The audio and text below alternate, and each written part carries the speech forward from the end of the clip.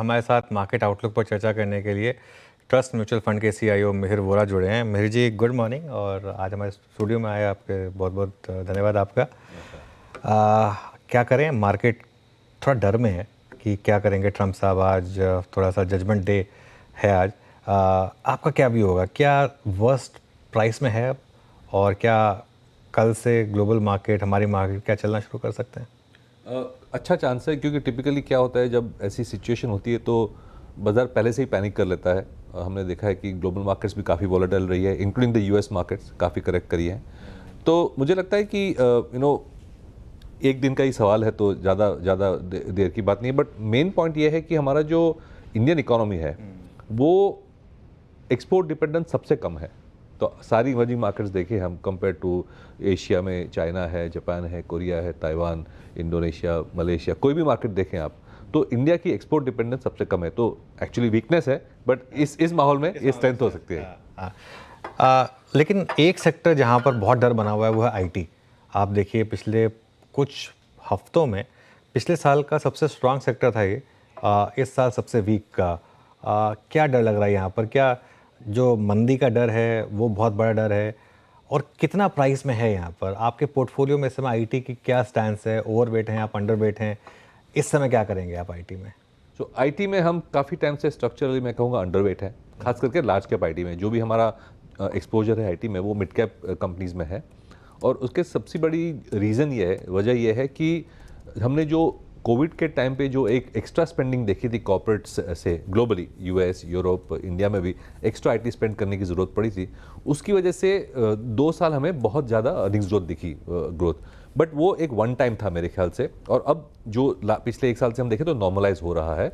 Covid के पहले अगर हम देखें तो आईटी सर्विसेज का जो मॉडल था वो 5 से 10% का ग्रोथ दे रहा था। मुझे लगता है वही स्ट्रक्चरल ग्रोथ रेट है, बिकॉज ऐसी कोई नई बिजनेस मॉडल कोई इन्वेंट तो कर नहीं रहे। तो यूएस स्पेंडिंग भी नॉर्मलाइज हुई है, तो मेरे ख्याल से 5 to 10% जो ग्रोथ पहले कर रही थी वो नॉर्मल ग्रोथ की ओर लार्ज कैप आईटी कंपनीज जा रही हैं। हाँ, स्टॉक पिकिंग में मिड कैप जो कंपनीज हैं उसमें स्पेसिफिक कंपनीज है जहाँ पे हंगर ज़्यादा है, जहाँ पे मैनेजमेंट्स में एक बिग पिक्चर विजन है, और जहाँ पे लो बेस की वजह से और स्पेसिफिक नीश सेगमेंट्स की वजह से वो अच्छा ग्रो कर सकते हैं। तो स्टॉक पिकिंग कर सकते हैं, but structurally as a sector we are underweight. आप अंडरवेट हैं इस स्पेस पे। अच्छा मिहिर जी नमस्कार, वीरेंद्र बोल रहा हूँ। ये सबसे स्ट्रॉन्ग कन्विक्शन इस बार मेटल्स के बाद, कमोडिटीज़ के बाद किसी अगर बास्केट में था वो था निफ्टी बैंक। एक बहुत स्ट्रॉन्ग पुल बैक टुवर्ड्स 52,000 हमने देखा। आपने और आपके इंस्टीट्यूशन ने बैंक्स और एनबीएफसीज में क्या सबसे ज़्यादा पिक किया? प्राइवेट बैंक्स, पीएसयू बैंक्स, एचएफसीज, या फिर कंज्यूमर फाइनेंस कंपनियां, हाउसिंग फाइनेंस कंपनियां, या फिर गोल्ड फाइनेंस कंपनी? पूरे एनबीएफसीज और में आपका सबसे प्रिफर्ड स्पेस क्या रहा? Good morning Veeru. एनबीएफसीज और बैंक्स में हमारा जो प्रेफरेंस है वो लार्ज एनबीएफसी और लार्ज बैंक्स की ओर है। और उसकी मैं एक बिग पिक्चर व्यू दूं तो मेन रीज़न ये है कि करीबन 2 साल से ये सेक्टर ने अंडर परफॉर्म किया था, और उसकी वजह जायज़ थी क्योंकि आरबीआई ने लिक्विडिटी टाइट रखी थी। हमने देखा कि क्रेडिट ग्रोथ धीरे धीरे करके कम हुई थी, क्योंकि आरबीआई ने कहा कि आप जो हाई रिस्क लोन्स हैं इनसिक्योर्ड वगैरह में, उसमें आप क्लैम्प डाउन करें। तो पिछले 9 से 10 महीने में हमने देखा है कि जो unsecured portion of the loan है वो सबसे प्रॉफिटेबल था और सबसे फास्ट ग्रोइंग भी सेगमेंट था। वहाँ पे हमने ग्रोथ कम होते हुए देखा। तो सारी सेक्टर लार्ज एनबीएफसीज और लार्ज बैंक्स का डी रेटिंग हुआ था, और relative to the market valuations काफ़ी अट्रैक्टिव हो चुके थे। अगर अब हम देखें तो एक वैल्यूएशन का बेस बन गया है। क्रेडिट ग्रोथ जो ऑलमोस्ट 10% पे आ चुकी है, इससे लो नहीं हो सकती, because we are still expecting के हमारी जीडीपी 6.5% पे ग्रो करेगी। तो मुझे लगता है कि FY26 जो आने वाला जो साल है उसमें अगर हम 13, 14, 15% क्रेडिट ग्रोथ अचीव कर लेंगे और बैंक्स की जो वैल्यूएशन है वो ये लेवल पे शुरू कर रही हैं, तो एक अच्छी आउट परफॉर्मेंस की सिचुएशन बन रही है। शॉर्ट टर्म में मैं देखूं तो other good factors are, RBI ने जो लिक्विडिटी की रिक्वायरमेंट्स थी वो कम करी हैं बैंक्स के लिए। आरबीआई ने इंक्लूडिंग येस्टरडे एक सरप्राइज ओएमओ किया है, तो लिक्विडिटी जो नेगेटिव थी वो सिस्टम लिक्विडिटी पॉजिटिव करने की ओर जा रही है। आरबीआई मुझे लगता है एक और रेट कट भी करेगा अगली पॉलिसी में वेरी शॉर्टली। तो एक जो आरबीआई का रवैया हॉकिश था, टाइट रखने का था, वो अब डेफिनेटली चेंज हो चुका है। डविशनेस से लूज रखने का। मेरे ख्याल से गवर्नमेंट और आरबीआई की फोकस अभी इन्फ्लेशन से ज़्यादा ग्रोथ पे है, और जो भी ज़रूरत है ग्रोथ के लिए वो करेंगे, और जब जीडीपी ग्रोथ करती है तो बैंकिंग क्रेडिट तो बढ़ती हैं। तो मेरे ख्याल से एक अच्छा स्ट्रक्चरल स्टोरी बन रहा है नेक्स्ट 1-2 साल के लिए लार्ज बैंक्स और लार्ज एनबीएफसीज के लिए। विद इन द सेगमेंट हम माइक्रो फाइनेंस और जो हायर रिस्क सेगमेंट्स हैं, लो अफोर्डेबल हाउसिंग, माइक्रो फाइनेंस, उसमें अभी तक अवॉइड कर रहे हैं। जो गोल्ड फाइनेंस हैं, जो व्हीकल फाइनेंस है एंड डाइवर्सिफाइड जो फाइनेंशियल्स हैं इंक्लूडिंग पर्सनल लोन्स वगैरह, उसमें हम ज़्यादा फोकस कर रहे हैं। तो मेरे ख्याल से एक अच्छी आउट परफॉर्मेंस की बेस बन रही है ये सेगमेंट के लिए। हाँ, अच्छा मेहर जी, ये अभी जो टैरिफ की बात चली और टैरिफ टेंशन्स जो हैं वो एक और सेक्टर पे हावी रही, वो था ऑटो। और जो न्यू इमर्जिंग थीव थी वो ईवी, उसमें टेस्ला की भारत में मौजूदगी शायद तमाम ऑटो कंपनियों को थोड़ा सा बैकफुट पे रख रही हैं, और टेस्ला खुद अब BYD के नंबर से परेशान है। पर हमें ऑटो को अप्रोच कैसे करना चाहिए इस वक्त? अब सो ऑटो में हमारा व्यू ज़्यादा पॉजिटिव नहीं है। टू व्हीलर्स में मेरे ख्याल से ऐसी कोई टैरिफ की इश्यूज़ नहीं होगी। ट्रैक्टर्स फॉर एग्जांपल, उसमें ज़्यादा टैरिफ की इश्यूज़ नहीं होगी।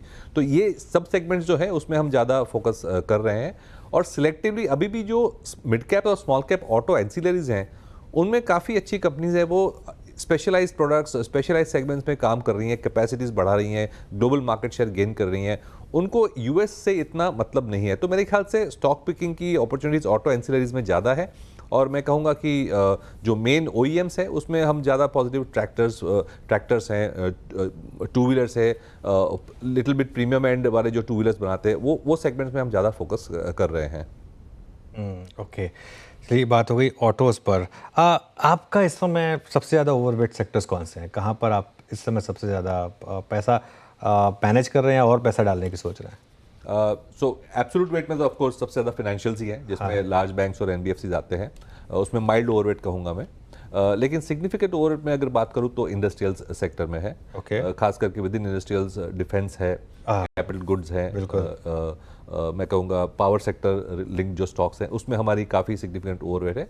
और जो दूसरा सेगमेंट जहाँ पे अगेन सिग्निफिकेंट ओवरवेट है वो फार्मास्यूटिकल्स में है। फार्मा नहीं कहूँगा, सॉरी, हेल्थ केयर कहूँगा। हेल्थ केयर में CDMO है, हेल्थ केयर में हमारे पास डायग्नोस्टिक्स लैब्स भी हैं, और हमारे पास हॉस्पिटल्स में भी ओवरवेट है।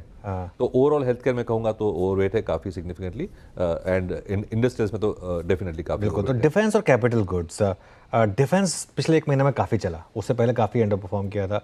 कैपिटल गुड्स नहीं चल रहा है, तो ये जो डाइकॉटमी है ये क्यों है, और क्या ज़रूरत है मार्केट को कि कैपिटल गुड्स में भी वापस एक रैली आए?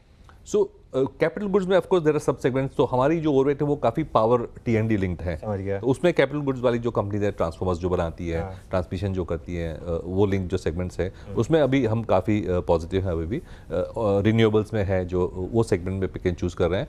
मेरे ख्याल से जो डिवर्सिफाइड कंपनीज हैं उनकी जो ऑर्डर बुक है वो बढ़ रही है, लेकिन इतनी फास्ट नहीं बढ़ रही, क्योंकि जो पावर सेगमेंट, रिन्यूएबल स्पेस वगैरह जो है वहाँ पे गवर्नमेंट का काफ़ी फोकस है, इंक्लूडिंग डिफेंस। तो जो सेगमेंट में गवर्नमेंट ने डेफिनेटली डिसाइड कर दिया है कि इसको ग्रो करना है, वहाँ पे विजिबिलिटी बहुत ज़्यादा होती है। जो अदर जो जनरल कैपिटल गुड्स वाली कंपनीज है उसमें भी मेरे ख्याल से तेज़ी आएगी, but that will be more a function of कैसी GDP बढ़ती है, जो हम होप कर रहे हैं कि अगले साल बेटर रहेगी। बिल्कुल। अरे एक और स्पेस, अब आजकल फिर सुखबुगाहट शुरू हो गई है।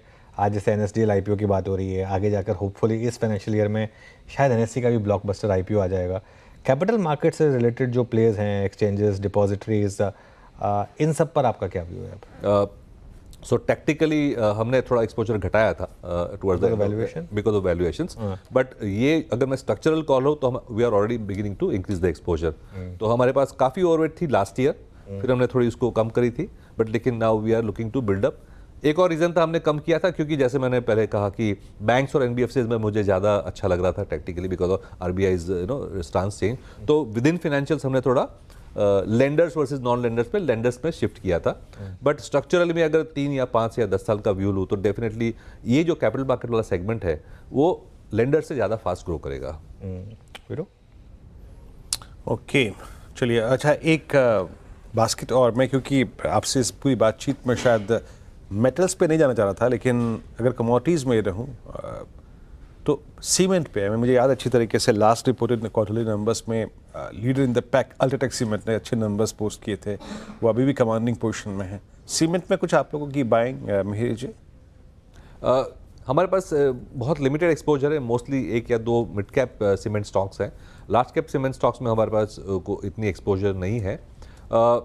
टिपिकली हमने देखा है कि सीमेंट जो है वो सेक्टर वॉल्यूम ग्रोथ से ज़्यादा डिपेंड करता है कंपेयर टू मार्जिन ग्रोथ या वैल्यू ग्रोथ। तो एक नॉर्मल ग्रोथ सेक्टर में कहूँगा they are good efficient companies growing at a normal rate. तो हमको अल्फा क्रिएट करना है, क्योंकि हमारी इन्वेस्टिंग ग्रोथ स्टाइल में ज़्यादा बिलीव करती है। तो जहाँ पे ज़्यादा वॉल्यूम ग्रोथ, कैपेसिटी इंप्रूवमेंट्स की जो स्टोरीज होती है वहाँ हम ज़्यादा जाते हैं। तो 1-2 मिड कैप स्टॉक्स है जहाँ पे हम अच्छा वॉल्यूम ग्रोथ देख रहे हैं, क्योंकि कैपेसिटीज़ नहीं आ रही है, वहाँ पे हम इन्वेस्ट करते हैं। अच्छा मेरी जी, एक थीम जो शायद सबको पसंद आ रही है और मेरे ख्याल से प्राइस एक्शन भी बायस के फेवर में है, और ये पूरा छुट्टियों का season, look at Indigo, I mean commanding position में है, और होटल्स, तमाम होटल्स। मैं इनफैक्ट कुछ ट्रैवल एजेंसीज़ की रिपोर्ट पढ़ रहा था, एक इंस्टीट्यूशन की रिपोर्ट पढ़ रहा था, इस बार भी प्रीमियम होटल कैटेगरी में लगभग 7 से 6% की टैरिफ हाइक्स की एक्सपेक्टेशन। तो आप खुश हो रहे हैं या दुखी हो रहे हैं? मैं इस बार तो खुशी हो सकता हूँ, क्योंकि मेरे को इस बार कहीं नहीं जाना इस बार कहीं नहीं जाना है, तो इस बार तो खुश हो सकता हूँ। बट एज अ मतलब बायर आपका व्यू क्या है इस वक्त इस स्पेस पे? सो ये दोनों आपने जो सेगमेंट्स कहे हैं, airlines as well as hotels, हमारी जो एक वेरी फर्म बिलीफ वाली थीम है which is called premium consumption. तो हमें लगता है कि ओवरऑल जिस तरह से डेमोग्राफिक्स जा रही है स्ट्रक्चरली, प्रीमियम कंजम्पशन वाली जो आइटम्स हैं वो फास्ट ग्रो करेंगी, सर्विसेज या गुड्स दोनों। सर्विसेज में जैसे आपने कहा होटल्स है, ट्रैवल एंड टूरिज्म लिंक्ड है, एयरलाइंस है, वो सब आ जाती है उसमें, और इंक्लूडिंग कैपिटल मार्केट जो हमने डिस्कस किया, सेविंग्स के लिंक्ड है, वो भी लिंक टू डेमोग्राफिक्स है।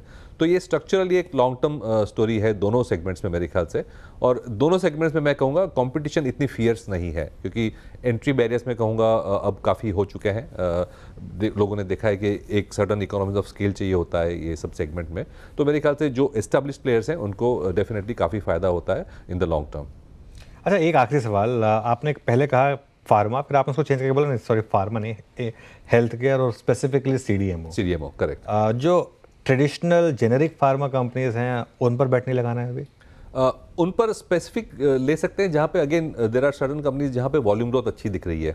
बट वैसी मैं कहूँगा जो मेन लाइन टॉप जो 5-6 कंपनीज हैं उसमें मैं कहूँगा नॉर्मल ग्रोथ रेट्स हैं, सुपीरियर ग्रोथ रेट्स नहीं है। जैसे हमने डिस्कस किया कि लार्ज कैप आईटी जो है वो अभी नॉर्मल ग्रोथ वाली मैच्योर ग्रोथ फेज में है। तो हमारी जो सबसे बड़ी जो फार्मा कंपनीज है वो मैं कहूँगा मैच्योर फेज में है। तो क्योंकि हम ग्रोथ इन्वेस्टर्स हैं, हम वो एक्स्ट्रा ग्रोथ देखते हैं जो हमें जो लार्ज कैप जो जेनरिक फार्मा कंपनीज है उसमें नहीं दिखता इतना। ओके, चलिए मेहर जी, बहुत बहुत शुक्रिया आज हमारे साथ जुड़ने के लिए, ऑलवेज अ प्लेजर, सब टॉपिक्स पर बात करने के लिए। थोड़ा आगे बढ़ते हैं, मार्केट के टेक